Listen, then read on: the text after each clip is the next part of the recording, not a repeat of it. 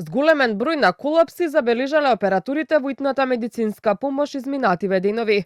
Дежурниот лекар на смена, доктор Сейфула Адеми, алармира повозрастните граѓани што помалку да престојуваат на отворено, бидејќи како што вели, иако температурите не се многу високи, промената на времето прави здравствени потешкоти кај лицата со хронични болести. Сообраќајки имавме колапси на јавни места, пошто како што се застопнува времето сега, значи колабират луѓето повеќето.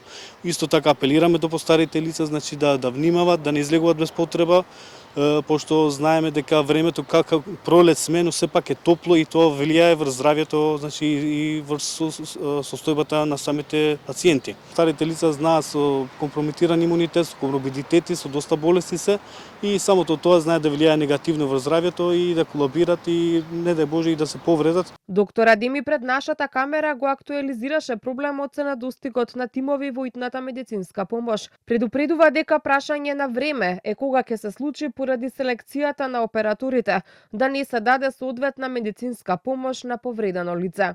Брза помош се работи со доста минимален капацитет, значи се работи со 6 екипи дневните смени, а со 5 екипи ноќните смени. Сето тоа доста го отежнува, значи работава на итната медицинска помош и за да можеме да им излеземе на пресед на сите, рационално треба да се искористи брза помош. Апелираме и до надлежните институции кои што се до владата, до сите, значи да се има во предвид брза помош, значи работи со многу мал капацитет и сето тоа влијае значи врз нашата работа. Имавме многу случаи кај што се јавуваат значи граѓаните и не можат да добијат брза помош, туку не заради друго, туку малиот број на екипи го прави своето. За крај, препораката на тимот кои секојдневно спасуваат животи, граѓаните навремено да ја земаат пропишаната терапија и што помалку да конзумираат алкохол за време на летните горештини.